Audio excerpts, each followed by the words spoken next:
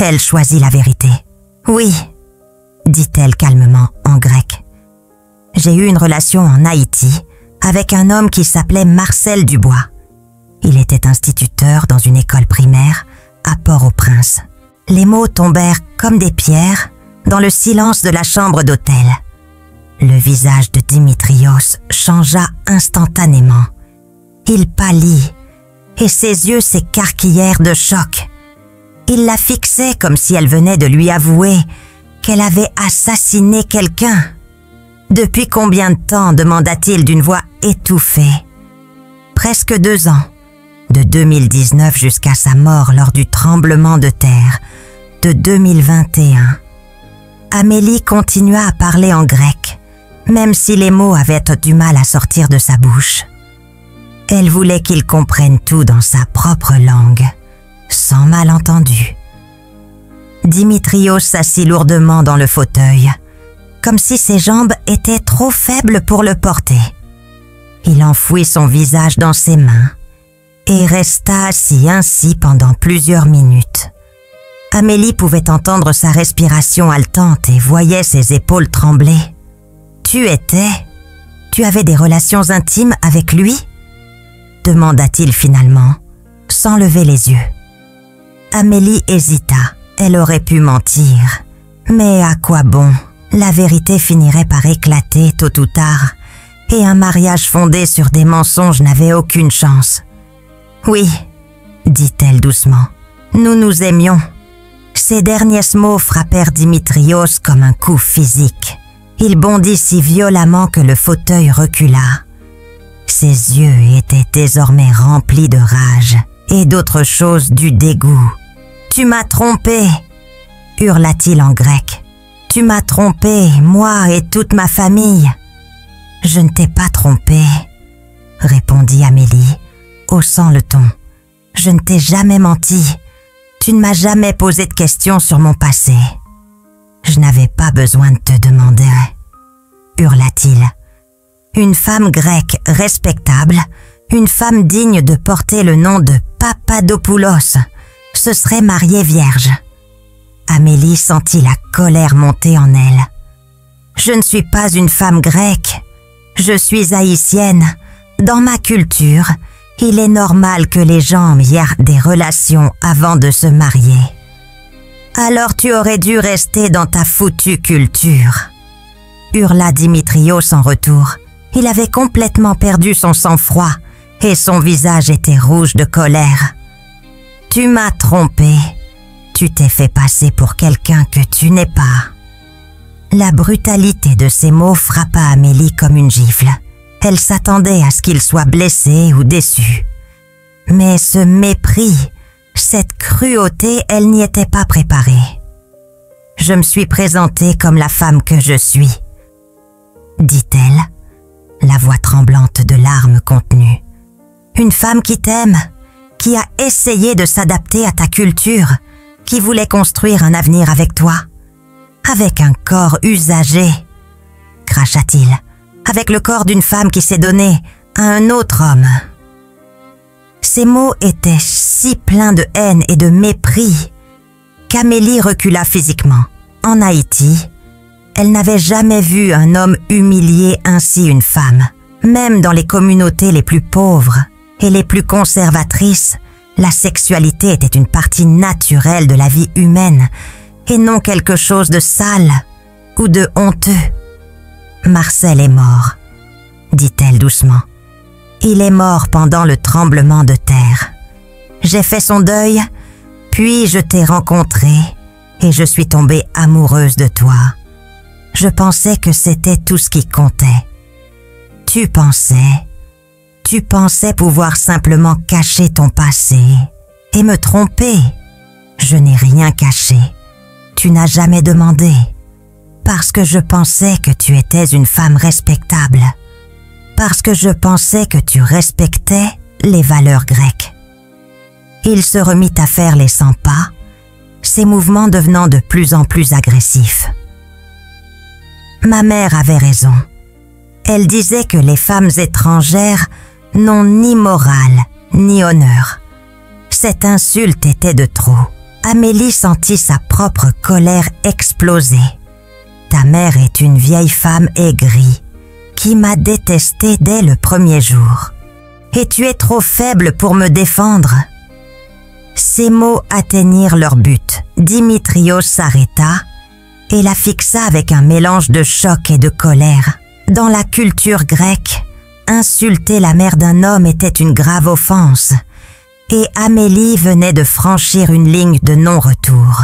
« Ne t'avise pas d'insulter ma mère, » dit-il doucement, mais sa voix était pleine de menaces. « Tu n'as pas le droit de parler d'elle, tu ne mérites pas de baiser ses chaussures, et tu ne mérites pas d'être mon mari. » Cria Amélie en retour. Un vrai homme aimerait sa femme, peu importe ce qui s'est passé, avant qu'ils ne se rencontrent. Tu n'iras nulle part, siffla-t-il. Tu m'as humilié, tu as déshonoré ma famille, et maintenant tu vas payer pour ça. Il la poussa en arrière, et elle trébucha sur ses propres pieds, tombant lourdement sur le lit. Les pétales de rose, qui étaient censés être un geste romantique, se dispersèrent sous son poids. Dimitrios se tenait au-dessus d'elle, sa silhouette se découpant dans la faible lumière qui filtrait du balcon. « Je t'en prie, » murmura Amélie, soudain effrayée par la froideur de son regard.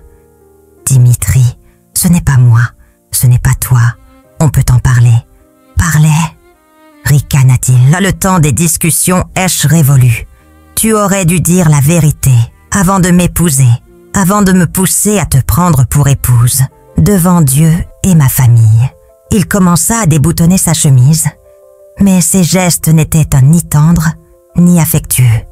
Ils étaient agressifs, possessifs. Amélie reconnut les signes et sentit la panique l'envahir. « Non », dit-elle fermement, en reculant sur le lit.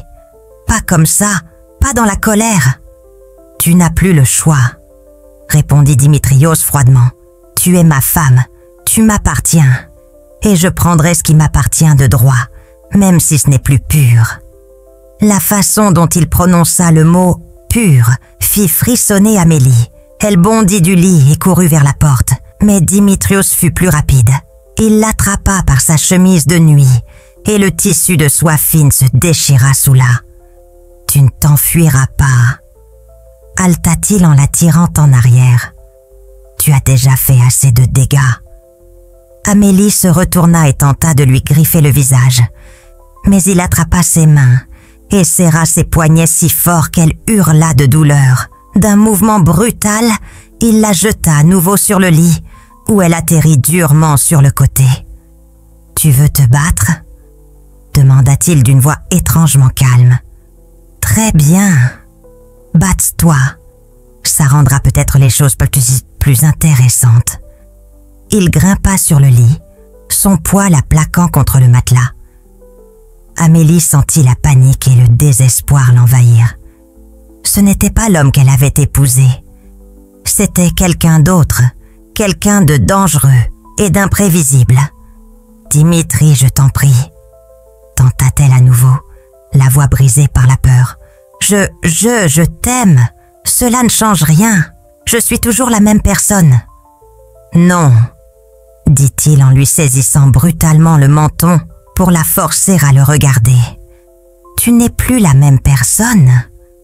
La personne que j'aimais n'a jamais existé. Tu n'étais qu'un mensonge depuis le début. » Ses mains se déplacèrent vers sa chemise de nuit déchirée, et Amélie sentit la réalité de la situation s'imposer à elle. Il allait la violer. Son propre mari, pendant leur nuit de noces, allait la violer. « Non !»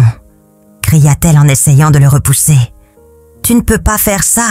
Je suis ta femme. »« Exactement !» répondit-il en déchirant complètement sa chemise de nuit. « Tu es ma femme, ma propriété, et je fais ce que je veux de ma propriété. » Amélie se débattit de toutes ses forces. Elle griffait, donnait des coups de pied et criait.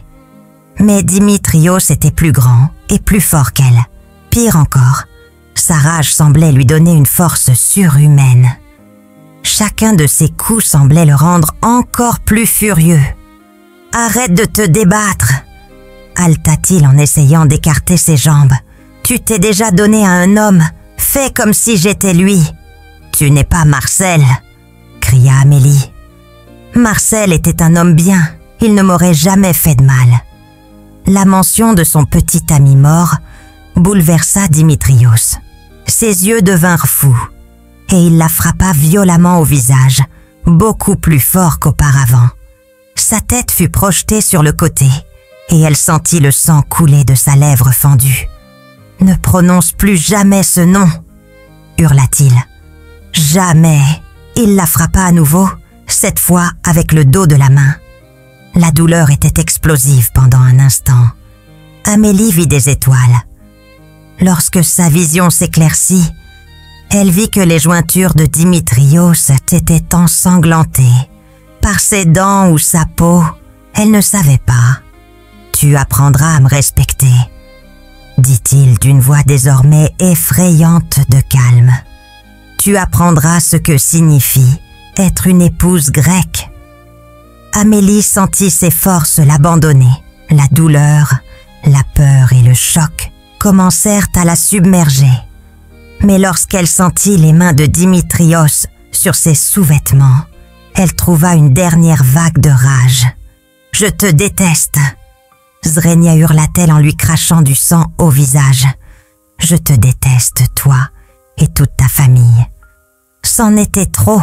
Dimitrios explosa dans un accès de rage aveugle. Ses mains se posèrent sur sa gorge et soudain, Amélie ne put plus respirer. « Tu oses insulter ma famille !» Zrenia haleta-t-il tandis que ses doigts se resserraient autour de sa gorge. « Tu oses ?» Amélie essaya de parler, de respirer, de se débattre, mais elle ne pouvait rien faire. Le monde se mit à tourner et des points noirs dansèrent devant ses yeux. Elle griffa ses mains, essaya de les repousser, mais il était trop fort. « Tu apprendras à rester à ta place », murmura Dimitrios, mais sa voix semblait venir de très loin. « Tu apprendras. » Amélie sentit la conscience l'abandonner. Ses dernières pensées cohérentes étaient Nord Marcel.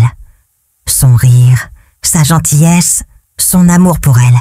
Elle se demanda si elle le reverrait bientôt, mais soudain, Dimitrios relâcha son étreinte. Amélie haleta et toussa, aspirant goulûment l'air dans ses poumons en feu. Lorsque sa vue s'éclaircit, elle vit que Dimitrios la fixait avec un mélange de choc et d'autre chose. De l'horreur, oh mon Dieu! Murmura-t-il en regardant ses mains, comme si elles lui appartenaient pas. Oh mon Dieu! Qu'est-ce que je fais? Mais ce moment de lucidité ne dura pas longtemps. Quand Amélie tenta de rouler hors du lit, il la saisit à nouveau.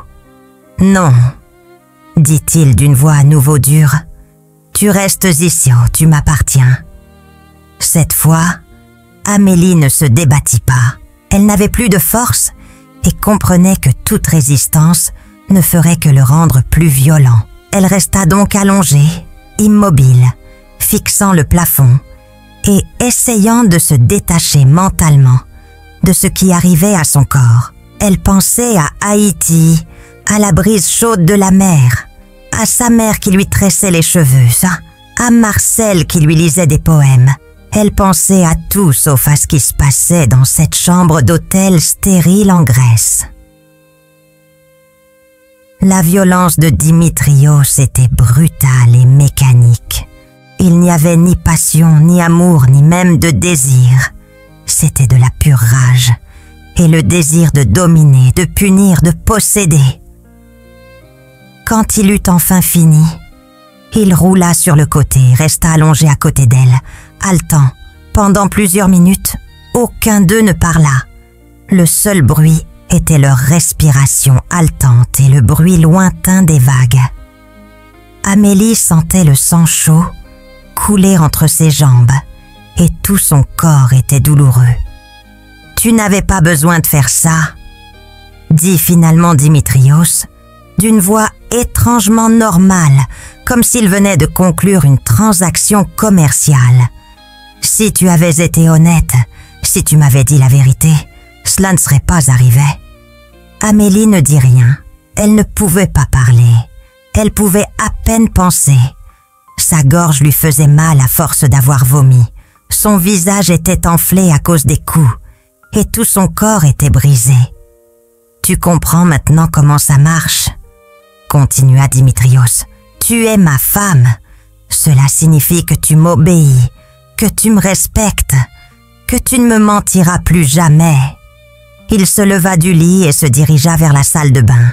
Quand il sortit de la salle de bain, il portait son plus beau costume et ressemblait à un respectable mari grec qui s'apprêtait à passer une belle journée en famille. « Habille-toi » ordonna-t-il, « et essaie d'avoir l'air respectable. Si quelqu'un te demande ce que tu as fait à ton visage, tu diras que tu as trébuché et que tu es tombé. »« Je ne mentirai pas » dit Amélie à voix basse. Les yeux de Dimitrios se plissèrent.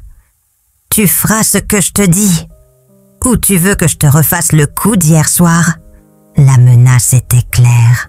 Amélie sentit la peur l'envahir, mais aussi autre chose, une détermination grandissante. Elle ne le laisserait pas la traiter ainsi à nouveau. « J'ai besoin de mes vêtements, » dit-elle. Dimitrios ouvrit sa valise et lui lança une simple robe bleue. C'était une robe que sa mère avait jugée appropriée, col haut, manches longues et coupe classique. Amélie s'habilla lentement, chaque mouvement lui causant une vague de douleur. La robe cachait la plupart des ecchymoses sur ses bras, mais celle de son cou et de son visage était encore visible. « Du maquillage » dit Dimitrios en lui tendant une petite trousse de maquillage. « Cache les marques !» Amélie se rendit dans la salle de bain et tenta de retoucher son image dans le miroir. C'était une tentative désespérée. Aucun maquillage au monde ne pouvait dissimuler l'étendue de ses blessures. Mais elle fit de son mieux, empilant les couches de correcteur et de fond de teint, jusqu'à ce qu'elle ait au moins l'air à peu près humaine. Quand elle ressortit, Dimitrios approuva d'un signe de tête. « C'est mieux, on peut y aller maintenant. » Il déverrouilla la porte, mais tandis qu'il marchait dans le couloir, il lui tenait fermement le bras, non pas avec tendresse, mais avec autorité. Ses doigts s'enfonçaient dans sa chair, lui rappelant constamment le pouvoir qu'il avait sur elle.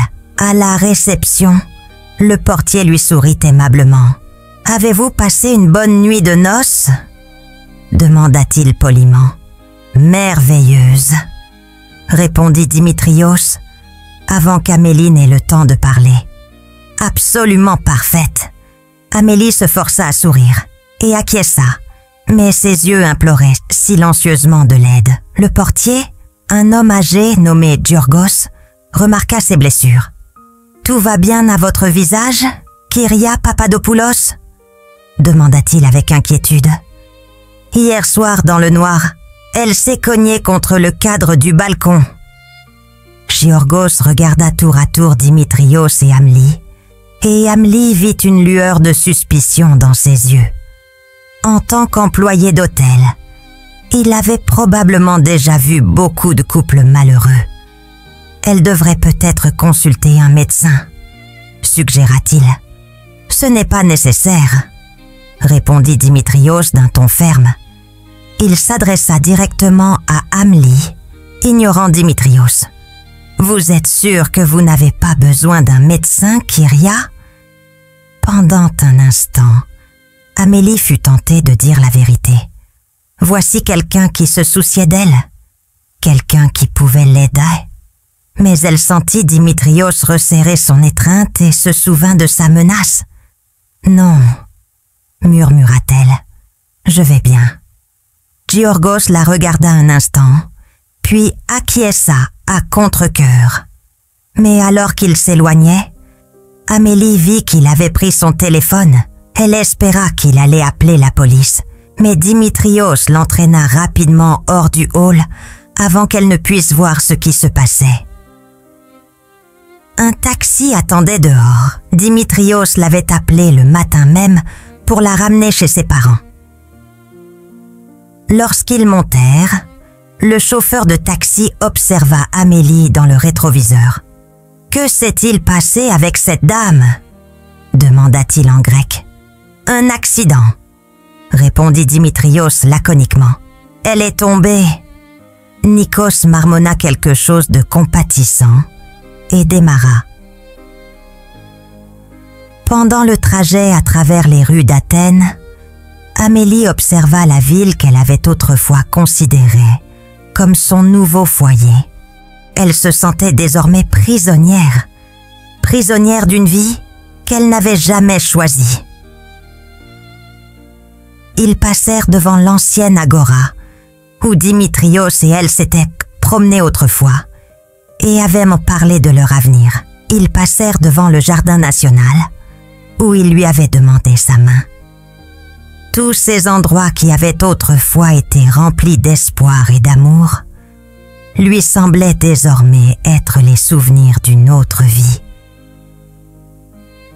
Lorsqu'ils arrivèrent devant la maison de la famille Papadopoulos à Néa Smyrni, Amélie vit que plusieurs voitures étaient déjà garées devant. La famille élargie s'était réunie pour accueillir les jeunes mariés. « Souviens-toi » murmura Dimitrios, alors qu'il sortait du taxi. « Tu as trébuché et tu es tombé. Si tu dis autre chose, tu le regretteras. » Amélie acquiesça en silence. Elle n'avait pas le choix. Mais alors qu'elle se dirigeait vers la maison, elle commença à élaborer un plan. Elle trouverait une occasion de parler seule à quelqu'un qui pourrait l'aider. Elle ne resterait pas éternellement prisonnière de Dimitrios. La maison était remplie de rires et de conversations. Maria Papadopoulos la serra chaleureusement dans ses bras, même si Amélie vit une brève lueur de confusion dans ses yeux, lorsqu'elle remarqua les blessures dissimulées sous le maquillage. « Qu'est-il arrivé à ton visage, Korimou ?» demanda-t-elle en grec. « Elle a trébuché », en répondit rapidement Dimitrios. « Hier soir à l'hôtel.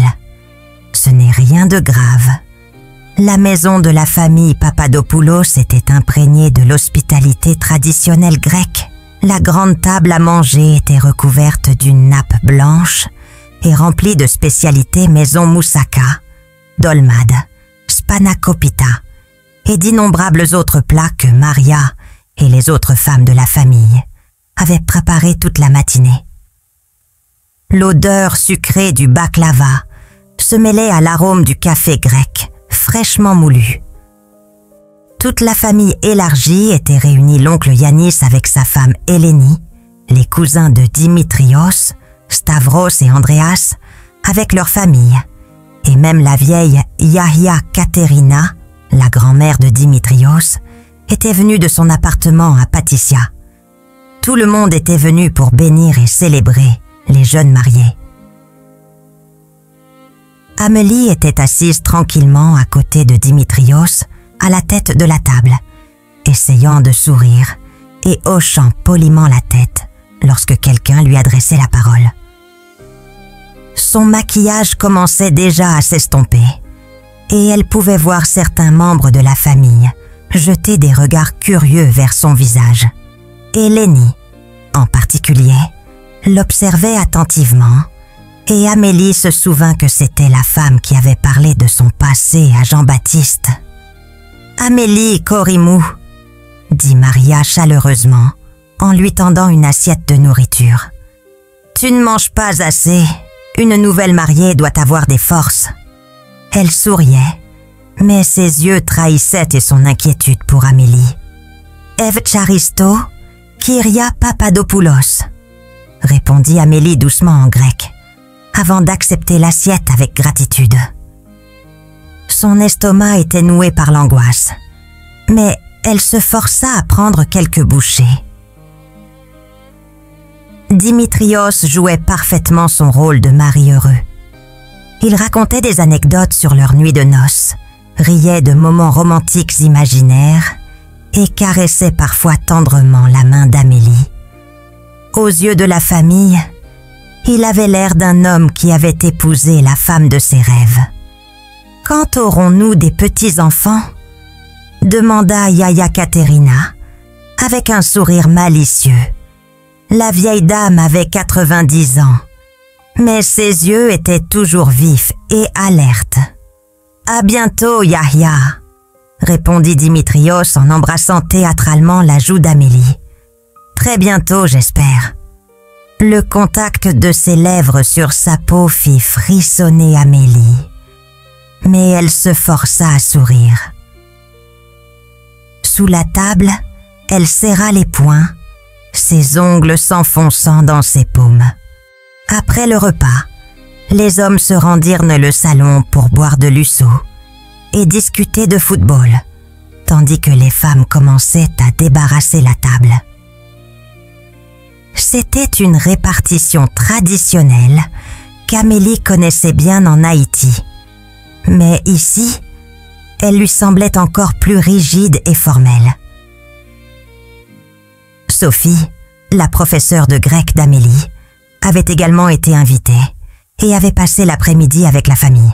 En tant qu'expatriée française plus âgée, elle occupait une position respectée au sein de la communauté étrangère en Grèce.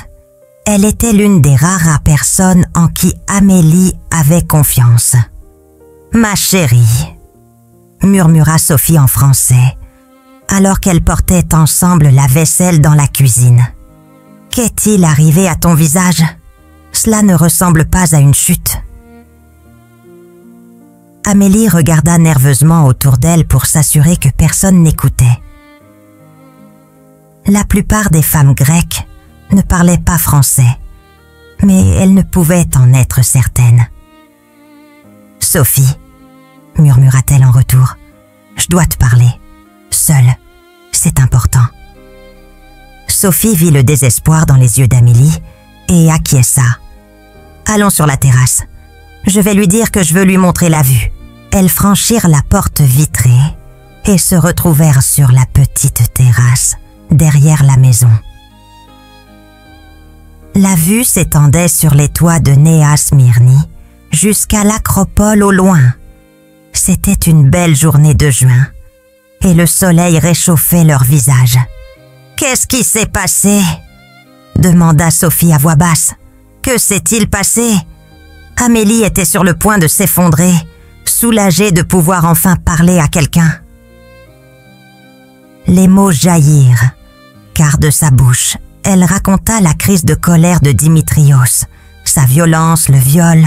Sophie écouta en silence, le visage de plus en plus pâle. « Mon Dieu !» murmura-t-elle. « Amélie, c'est horrible. Nous devons aller voir la police immédiatement. »« Je ne peux pas, » murmura Amélie. « Il a dit qu'il me tuerait si je racontais à quelqu'un ce qui s'était vraiment passé. »« Tu ne peux pas rester avec lui, » dit Sophie d'un ton ferme. « Ça ne fera qu'empirer. Les hommes comme lui n'arrêtent jamais. Mais où veux-tu que j'aille?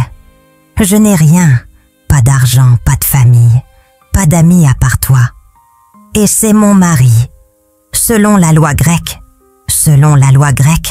tu as des droits, » l'interrompit Sophie. « La violence domestique est un crime, même entre conjoints. La police t'aidera. » Mais avant qu'Amélie n'ait pu répondre, elles entendirent des pas lourds derrière elle. Dimitrios se tenait dans l'embrasure de la porte, donnant sur la terrasse, le visage sombre et méfiant. « De quoi parlez-vous » demanda-t-il en grec, puis en anglais. « Qu'y a-t-il de si important pour que vous deviez parler en secret ?» J'explique à Amélie les traditions grecques pour les jeunes mariés, les devoirs et les attentes. Dimitrios les regarda tous les deux d'un air méfiant. Mais avant qu'il n'ait pu répondre, Maria cria depuis la cuisine. « Dimitri, viens aider ton père avec la télévision. »« J'arrive, maman !» répondit-il. Mais ses yeux ne quittaient pas le visage d'Amélie. « Amélie, rentre. Il est temps de rentrer à la maison. »« Sophie, » murmura Amélie en français, « aide-moi. »« Demain matin, » murmura Sophie en retour. « Je viendrai chez vous demain matin. Tiens bon. » Alors qu'il rentrait dans la maison, Dimitrios passa son bras autour de la taille d'Amélie de manière possessive. Pour la famille, cela semblait affectueux, mais ses doigts s'enfonçaient douloureusement dans ses côtes. Les adieux durèrent encore 1 heure, avec des embrassades interminables, des bénédictions et des promesses de se revoir bientôt. Yaya Katerina prit les mains d'Amélie dans les siennes et la bénit en grec, lui souhaitant fertilité et bonheur dans son mariage. « Prosexton eaftosu korimou » murmura la vieille dame. « Prends soin de toi, mon enfant. » Dès qu'ils arrivèrent à la maison, Dimitrios demanda à Amélie « Je t'ai vu parler à Sophie. Lui as-tu dit quelque chose ?»« Non, » répondit Amélie. « Tu as tout ruiné. Tant mieux, Alta Amélie. Je ne veux pas de cette vie. » C'était la goutte d'eau qui fit déborder le vase. Dimitrios explosa dans un accès de rage aveugle. Ses mains se refermèrent sur sa gorge.